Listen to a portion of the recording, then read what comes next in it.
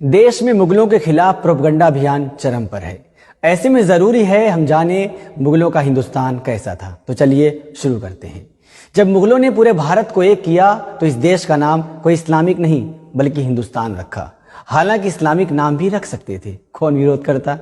जिनको इलाहाबाद और फैजाबाद चुभता है वो समझ लें कि मुगलों के ही दौर में रामपुर बना, और तब तक भी बना जब रामपुर एक मजबूत मुस्लिम रियासत थी। नाम बदला जा सकता था, कौन विरोध करता। मगर मुस्लिम नवाबों ने भी रामपुर का नाम नहीं बदला तो सीतापुर भी बना रहा, जो कि वो भी मुस्लिम रियासत थी। अयोध्या तो बसी ही मुगलों के दौर में। रामचरितमानस भी मुगलिया काल में ही लिखी गई। मथुरा वृंदावन तो बसी ही मुगलों के दौर में। बनने से रोक सकते थे, कौन विरोध करता। आज के माहौल में मुगलों को सोचता हूं, मुस्लिम हुक्मरानों को सोचता हूं तो लगता है कि उन्होंने बेवकूफी की।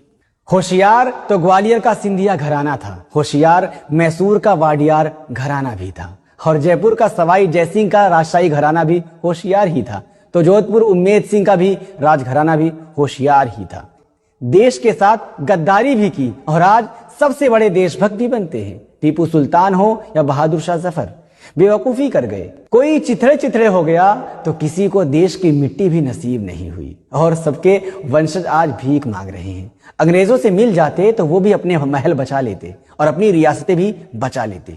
वाडियार, जोधपुर, सिंधिया और जयपुर राजघराने की तरह उनके वंशज भी आज ऐश करते, उनके बच्चे भी आज मंत्री विधायक बनते। यह आज का दौर है। यहाँ भारत माता की जय और वंदे मातरम कहने से ही इंसान देशभक्त हो जाता है, चाहे उसका इतिहास देश से गद्दारी का ही क्यों ना हो।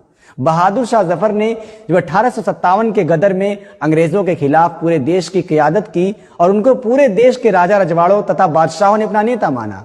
भीषण लड़ाई के बाद अंग्रेजों की छल कपट नीति से बहादुर शाह जफर हार गए और गिरफ्तार कर लिए गए। ब्रिटिश कैद में जब बहादुर शाह जफर को भूख लगी तो अंग्रेज उनके सामने थाली में परोसकर उनके बेटों के सिर ले आए। उन्होंने अंग्रेजों को जवाब दिया कि हिंदुस्तान के बेटे देश के लिए सिर कुर्बान करके अपने बाप के पास इसी अंदाज में आया करते हैं। बेवकूफ थे बहादुर शाह जफर। आज उनकी पुश्तें भीख मांग रही हैं। अपनी इस हिंदुस्तान की जमीन में दफन होने की उनकी ख्वाहिश भी पूरी ना हो सकी और कैद में ही वो रंगून और अब बर्मा की मिट्टी में दफन हो गए। अंग्रेजों ने उनकी कब्र की निशानी भी ना छोड़ी और मिट्टी बराबर करके फसल उगा दी। बाद में एक खुदाई में उनका वहीं से कंकाल मिला और फिर पहचान के बाद उनकी कब्र बनाई गई। सोचिए कि आज बहादुर शाह जफर को कौन याद करता है। क्या मिला उनको देश के लिए अपने खानदान की कुर्बानी से। ऐसा इतिहास और देश के लिए बलिदान किसी संघी का होता तो अब तक सैकड़ों शहरों और रेलवे स्टेशनों का नाम उनके नाम पर हो गया होता। क्या इनके नाम पर हुआ कुछ? इसलिए कहा कि अंग्रेजों से मिल जाना था। ऐसा करते तो ना कैद मिलती, ना कैद में मौत, ना यह गम लिखते जो रंगून की कैद में लिखा। लगता नहीं है दिल मेरा उजड़े दयार में, किसकी बनी है आलमे ना पायेदार में। उम्रे दराज मांग कर लाए थे 4 दिन, 2 आरज़ू में कट गए 2 इंतजार में।